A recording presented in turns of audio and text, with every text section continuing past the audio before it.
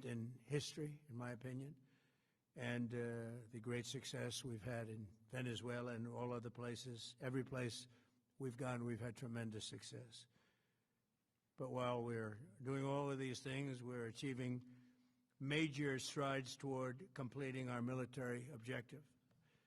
And some people could say they're pretty well complete. We've wiped every single force in Iran out very completely.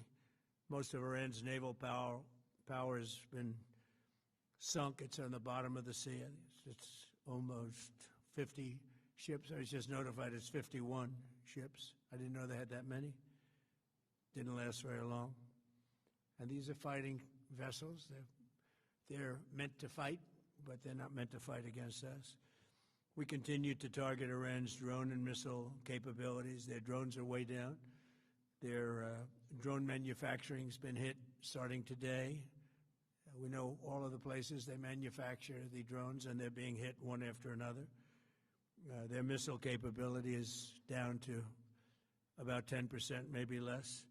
We're also hitting where they make missiles and where they deliver missiles.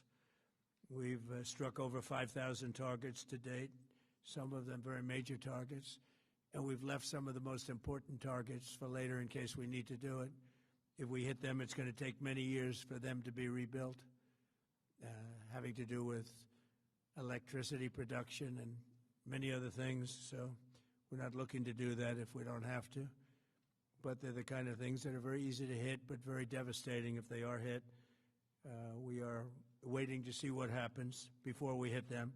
We could take them all out in one day, but it's all resulting in a 90% decline in various things, but in particular, Iranian missile launchers and 83% drop in drone launchers. As you know, the drone launchers are pretty well shot, but we're at over 90% decline in the Iranian missile launchers, which is very hard to reproduce and very hard to get. And usually what we were able to do through great equipment, a lot of smart people, as soon as they sent a missile up from a launcher, we were able to knock out that launcher within a period of 5 minutes or less, accurately right on the noggin.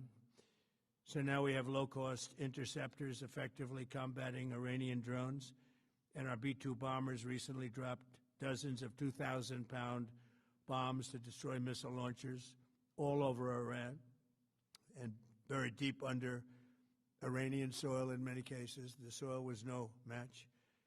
And we're also annihilating the manufacturing base that the regime uses to build drones and missiles at a rate that nobody thought was possible. We're knocking them out. We know where they all are. We're knocking them out very quickly.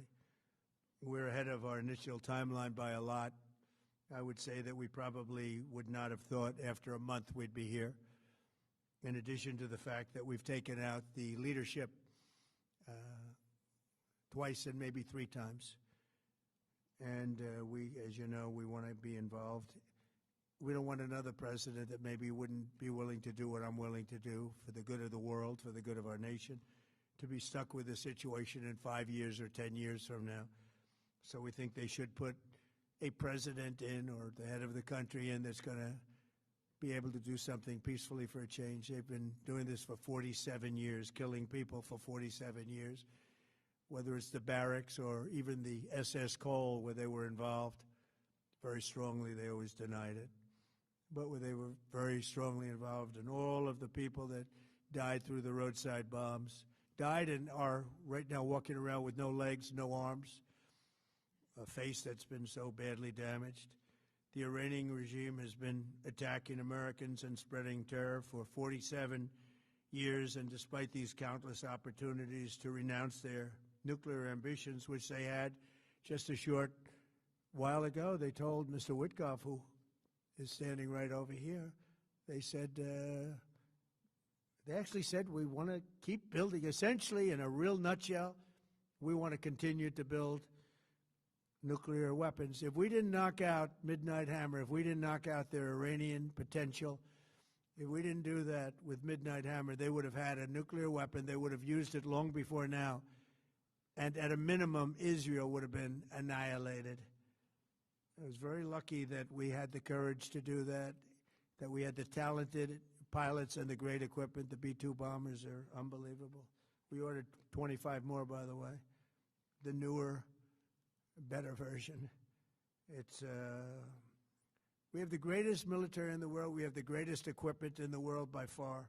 You see that no matter where we go. You still need the people, though, to operate it and to use it.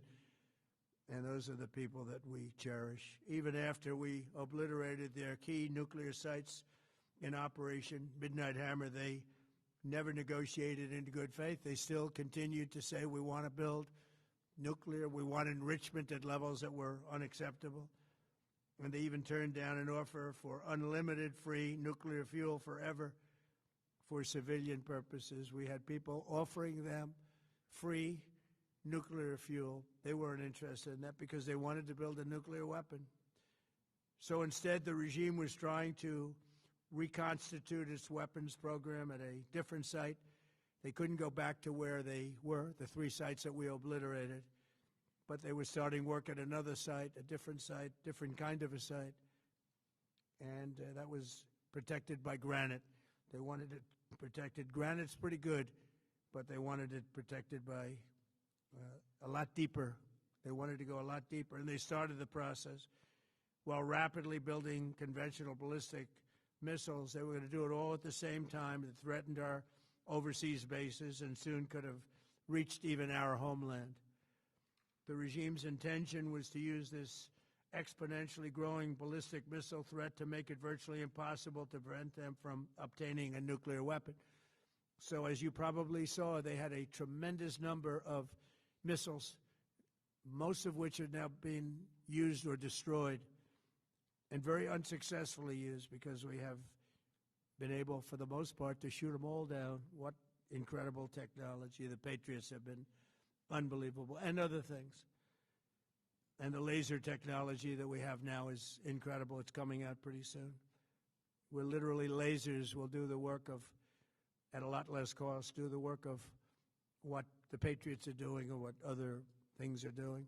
The situation was very quickly approaching the point of no return, and the United States found it intolerable, in my opinion, based on what Steve and Jared and Pete and others were telling me, Marco, so involved, that I thought that they were going to attack us. I thought they would, if we didn't do this at the time we did it, I think they had in mind to attack us. And if you notice, they did something which was very foolish, very stupid, I would say. They attacked their neighbors. And their neighbors were largely neutral, or at least weren't going to be involved, and they got attacked. And it had the reverse effect. The neighbors came onto our side and started attacking them, and actually quite successfully.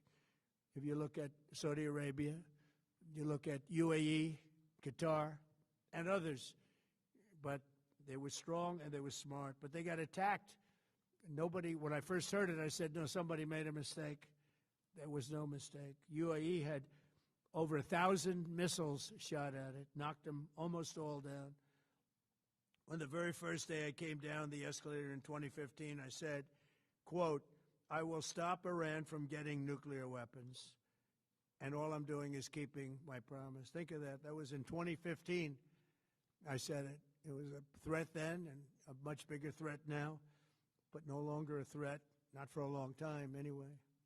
We want to keep it that way. As we continue Operation Epic Fury, we're also focused on keeping energy and oil flowing to the world, and I will not allow a terrorist regime to hold the world hostage and attempt to stop the globe's oil supply. And if Iran does anything to do that, they'll get hit at a much, much harder level. I will take out those targets that were easy and that I mentioned just before. We'll take them out so quickly, they'll never be able to recover, ever. If they want to play that game, they better not play that game. In the long run, oil supplies will be dramatically more secure without the threat of Iranian ships, drones, missiles, nuclear menace, or anything. So the Strait of Hormuz is going to remain safe. We have a lot of Navy ships there. We have the best equipment in the world, inspecting for mines. Again, most of their ships are down at the bottom of the sea. But we will we will hit them so hard that it will not be possible for them or anybody else helping them to ever recover that section of the world if they do anything. In recent years, the regime and its terror proxies have launched attacks on hundreds of commercial vessels. We're putting an end to all of this threat once and for all, and the result will be lower oil prices, oil and gas prices for American families. We've done that. We've done it. We brought it very low. This was just an excursion into something that had to be done. We're getting very close to finishing that, too. In the meantime, during this brief disruption, the United States is offering political risk insurance to any tankers operating in the Gulf. So we're putting up risk insurance. We'll perhaps go alongside of them for protection. We don't think it'll be necessary if it is. And if they do anything, the price will be incalculable. It will be so great that they will have wished they never did it, because you have to keep the straits flowing.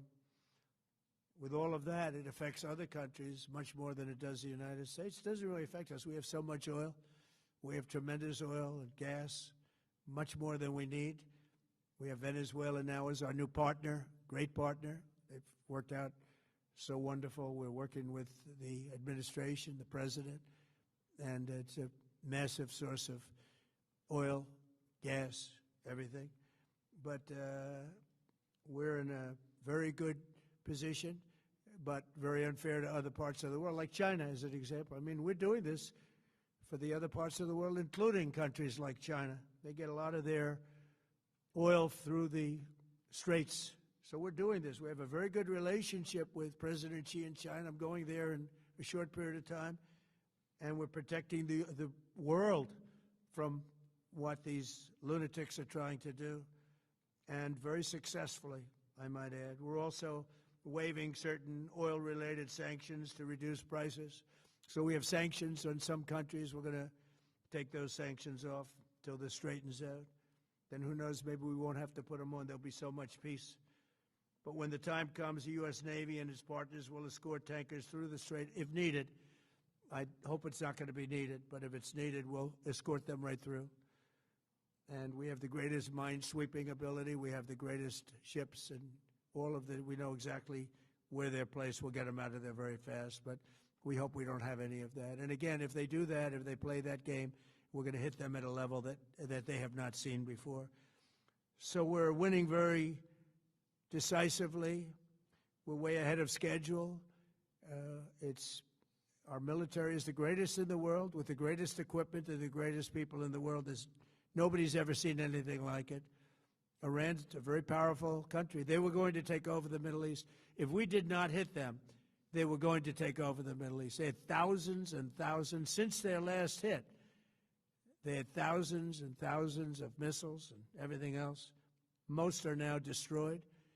But they were going to take over the Middle East. Those weapons were aimed at Middle Eastern countries that had nothing to do with this. They were going to take over the Middle East, and they were going to try and destroy Israel. So we stopped it with good timing, and we're very proud to be involved in this, and it's going to be ended soon. And if it starts up again, they'll be hit even harder. Thank you very much for being here. Go ahead. Any questions? Thank you so much. Go ahead. Do you approve of Iran's new supreme leader? And secondly, can you tell us more about your call with Russian President Vladimir Putin today? Yes. What did you discuss? Yes, I had a very good call with President Putin. We had a lot of people on the line from our side, from his side. We were talking about Ukraine, which is just a never-ending fight. And look, there's tremendous hatred between President Putin and President Zelensky. They can't seem to get it together. But I think it was a positive call on that subject. And we obviously talked then about the Middle East. And he wants to be helpful. I said, you could be more helpful by getting the Ukraine-Russia war over with. That would be more helpful. But we had a very good talk, and he wants to be very constructive. Yeah, please. Yeah, please. Thank you, Mr. President. On Iran, you called it an excursion. You said it would be over soon. Are you thinking this week it will be over? No, Are you but talking soon. about days? I think soon. Okay, and with respect Very to... soon. Look, everything they have is gone, including their leadership. In fact, there are two levels of leadership, and even actually, as it turns out, more than that. But two levels of leadership are gone. Most people have never even heard about the leaders that they're talking about. So it's obviously been very, very powerful, very effective. To Cuba, you said that Cuba wants to make a deal. Yes. What would the United States get in return for that, and why should Americans trust Marco Rubio to negotiate it? Well, Marco Rubio is doing a great job. I think he's going to go down as the greatest Secretary of State in history.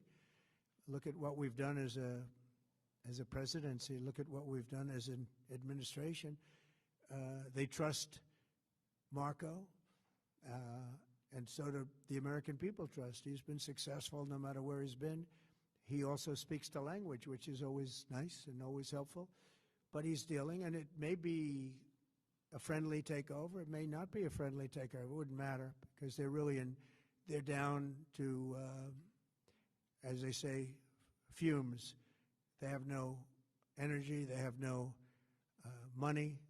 They're in deep trouble on a humanitarian basis. And we don't want to see that, but they were very, very bad to a lot of people, as you know, and a lot of people living on the Cuban-American vote, which I got at record levels. Very important. Those people are very important to me. I know what they went through. They went through hell. Some of them have gone on to be some of the most successful people in the country. Cuban-American business people, some of them are like the most successful in the country. And a lot of them are friends of mine because I've been fighting this battle with them for a long time. The Castro regime was brutal, but they lived off Venezuela. Now they don't live off Venezuela. Sends them no energy, no fuel, no oil, no money, no nothing. They lived without Venezuela. They couldn't have made it. And we cut them off from everything else. So, yeah, they're going to make either a deal or we'll do it just as easy anyway. Yeah. Please, go ahead. Tomahawk missile likely destroyed that Iranian girls' school. So will the U.S. accept any responsibility? Well, I haven't seen it, and I will say that the Tomahawk, which is one of the most powerful weapons around, is used by, is sold and used by other countries, you know that. And whether it's Iran, who also has some Tomahawks, I wish they had more, but whether it's Iran or somebody else, the fact that a Tomahawk is very generic. It's sold to other countries, but that's being investigated right now. Yeah, please. Thank you. Mr. President, you've said the war is, quote, very complete, but your defense secretary says this is just the beginning. So which is it, and how long should Americans be prepared Well, I think for you could this war say to it last both. for? It's the beginning of building a new country, but they have no Navy, they have no Air Force, they have no anti-aircraft equipment. It's all been blown up. They have no radar, they have no telecommunications, and they have no leadership. It's all gone. So, you could look at that statement. We could call it a tremendous success right now as we leave here. I could call it, or we could go further, and we're going to go further. But the big risk on that war has been over for 3 days. We wiped them out in the first 2 days. When you think about it, it's incredible. We wiped out a big Navy, very powerful Navy. These were ships. These were serious ships. These were ships that you buy when you want to win battles. They're all on the bottom floor. The sailors are all running off the ships. They refuse to get on the ships. The Air Force is gone. Everything's gone. The missiles are down to a trickle. The drones are down to probably 25%, and they'll soon be down to nothing. We'll have where they manufactured the drones are under fire as we speak. They're being hit. So the rest is going to be a determination as to my attitude, along with the people in the Trump administration, what we want to do. Thank you. Yeah, please. Can I ask you, you mentioned you were going to waive certain additional oil waivers or sanctions. Can you talk a little bit more about that? and address in particular? Well, Are we're you looking to considering keep the measures oil prices down. We went artificially up because of this excursion into a very positive thing. I mean, this was an excursion that a lot of people wouldn't have done. I knew oil prices would go up if I did this, and they've gone up probably less than I thought they'd go up. But I don't think anybody thought we were going to be this quickly successful. This was a military success, the likes of which people haven't seen. We have the best military. We have the best equipment. We have, I believe, the best generals. We have the best. And this went very quickly. We talked about that with President Putin. He was very impressed with what he saw because nobody's ever seen anything quite like it. You know, Iran was a very powerful military country with all of the missiles. Now, you had the double attack. You had the original attack with us and Israel, and that knocked them for a loop. Then you had the B-2 bombers, which took out their nuclear capability, and they would have had a nuclear weapon within 2 weeks to 4 weeks. And they would have used it long before this press conference. And we might have had a much different press conference if we had a press conference at all. But it's been amazing. The military success that we've had is truly unprecedented. You've told your congressional colleagues that you will not sign any piece of legislation until the Save America Act is passed. Does that include the confirmation of Senator Mullen as your next DHS secretary? Does that mean a DHS funding bill? And Senator Thune said today it's not a matter of whether or not your Republican colleagues agree with the policy, it's about changing the process. In other words, getting rid of the filibuster to get there. So in order to get it, you're going to need Democrat votes. And what we're saying is the Save America, not the SAVE Act, which nobody knew what it was, the Save America Act, the Save America Act. And that's voter ID. We want voter ID. We want to be able to see a picture of the voter. We want to be able to see that the voter is legitimate. We want, very importantly, confirmation that this voter is a citizen of the United States of America, and we want no mail-in ballot scams. So we have exceptions for the military, for sick, for disabled, and for people that are away, business trips or whatever. Even vacations will be very liberal in that. We've added two things to it: no men in women's sports and no transgender mutilization of our children. We don't want it's mutilization of our children, and we don't want that. So we added those two things. That's the 5 points. We have 5 very good points. It polls at 86% with Democrats. Think of that. The overall vote is 86%. With Republicans, it's 98%. And the only one opposed to it is a Democrat leadership because they cheat. They want to cheat. So we added those 2 points. We're going for the gold, and we're going to have to fight like hell. Now, certain things will happen. Certain things will take place. I'm here to do a great job for the country. But we don't have a country if we're going to have elections that are so corrupt and so dishonest like we've witnessed over the last period of time. You know, as an example, virtually nobody has a system of mail-in ballots like we have. No other country in the world. France went away from it. They all went, you know why? Because it's corrupt.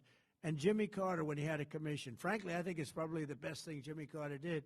He said, you can't have mail-in voting because it's inherently dishonest. And it's turned out to be totally dishonest, so we're going to fight for it. Yeah. Has Iran activated any sleeper cells inside the U.S.? There's reports that they have pressed that trigger button to activate those cells, at least abroad. Well, they've been trying for a long time. We've been very much on top of it. One of the things we have to do is get the Democrats to stop the Democrat shutdown, because, as you know, the apparatus that looks into that, Schumer and the Democrats have shut it down, which tells you they probably hate our country a lot. But the Democrats have to open that up. But we've got very, very good intelligence into that. We know a lot of different things that have happened that have been very bad. A lot of them came in during the Biden open border period, but we have them under, we've got them, we're watching every single one of them. Yeah, we know a lot about them. The biggest problem we have is the Democrat shutdown. We know a lot about them, but the shutdown doesn't allow us to do what we have to do. Do you have to take him out? Does he have a target on his back? You mean the new Supreme Leader? You mean the son? How can there be an Iran with Well, another I don't Ayatollah? want to say that, but I was disappointed because we think it's going to lead to just more of the same problem for the country. So I was disappointed to see their choice. Thank you, sir. You've said you have someone in mind to be the new Iranian leadership, if not the Ayatollah's son. What are you looking for in that person? Are you looking at someone internal, given that you just said that their leadership has been I decimated like the and idea wiped of out? internal and eternal, come to think of it. But I like the idea of internal because it works well. I mean, I think we've proven that so far in Venezuela. We have a woman, Delcy, who has been, president of the country, very respected, she's doing a great job. And it's, no disruption. We had, as you remember, Iraq, where everybody got fired. The military got fired, the police got fired, the politicians got fired. There was nobody. And you know what they turned into? ISIS. We don't want that. We don't want that. So I would like to see people that are inside go. Now, they talk about the son of the Shah. They talk about other people. But, hasn't been there in many, many years. We have a formula that's been very good so far, and I think it'll continue to be good. The relationship is extraordinary with Venezuela, smart country. We've taken out 100 million barrels of oil. It's right now in Houston being taken care of and made so beautiful. And you have to see this at work. They have it's brought to the refineries. It's being refined in Houston, which is made exactly for that product. And so far, but it's 100 million barrels of oil, and now they have another 100 million barrels coming. And it's like a partnership. We're getting along so well with them. It's great for Venezuela, and it's great for the United States. Yeah, please go ahead.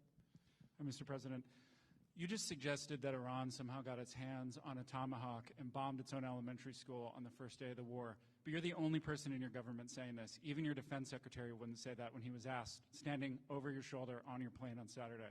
Why are you the only person saying this? Because I just don't know enough about it. I think it's something that I was told is under investigation. But Tomahawks are used by others, as you know. Numerous other nations have Tomahawks. They buy them from us. But I will certainly, whatever the report shows, I'm willing to live with that report. Yeah, please.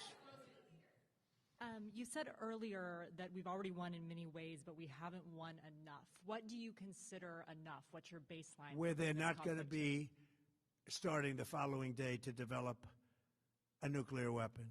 Where they'll look at that man and some other people from the administration and say, all right, we're not going to do it. They were not willing to say that.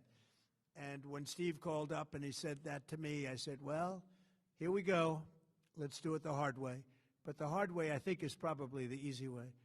When basically I can see that they will no longer have any capacity whatsoever for a very long period of time of developing weaponry that could be used against the United States, Israel, or any of our allies. We have great allies in the Middle East, great countries that are allies. And they were staying out of it until they got hit.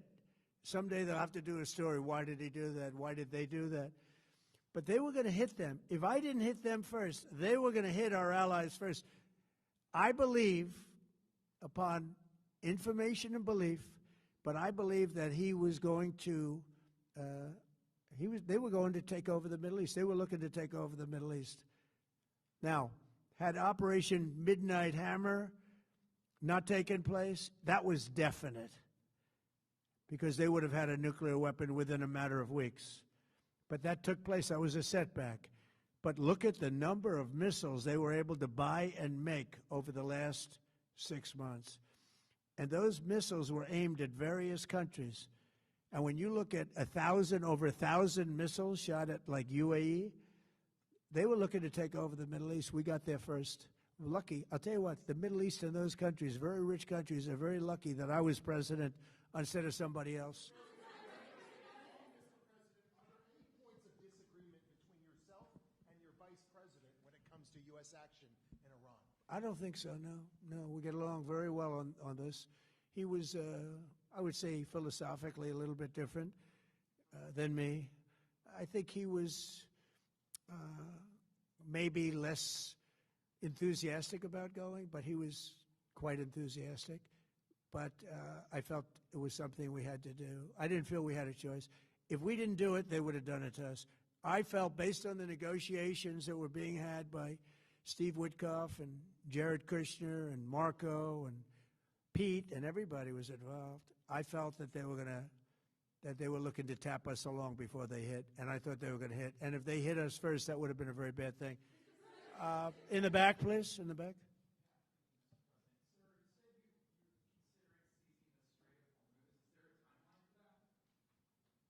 About the Strait, you mean? Yeah, well, I want to keep it open. I want to keep it good.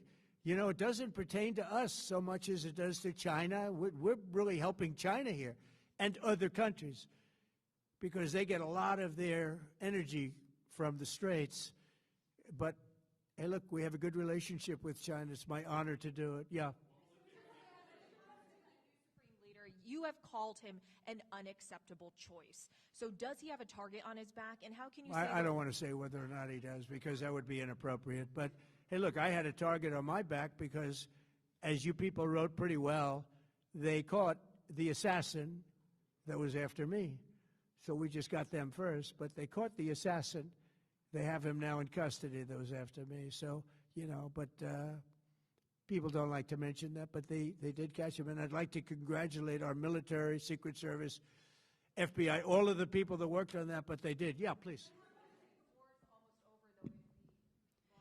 Go ahead, please. Thank you, Mr. President. You promised the Iranian people you would help them, but it sounds like you're willing to end this fight after your military objectives have wrapped up. Isn't that a betrayal of the people? Will I help them? I'd like to, if they can behave, but they've been very menacing. You know, they're great people. They have an amazing population. It's amazing, smart, brilliant, energetic. They have a great, I'd love to help them, but they have to be in a system that allows them to be helped. And right now they're in a system that only allows failure. And I don't want that. And I want a system that's not going to be attacking us. We want a system that can lead to many years of peace. And if we can't have that, we might as well get it over with right now. Yeah, please. Thank you, Mr. President. As of today, there have been 8 U.S. military fatalities associated with the war in Iran. How many American deaths are you willing to have in this war? Well, as I said before, when you have conflicts like this, you always have death. And I was at Dover yesterday. I met the parents, and they were unbelievable people. They were unbelievable people, but they all had one thing in common. They said to me one thing, every single one, finish the job, sir. Please finish the job. And I'll leave you at that. Thank you very much, everybody. Thank you.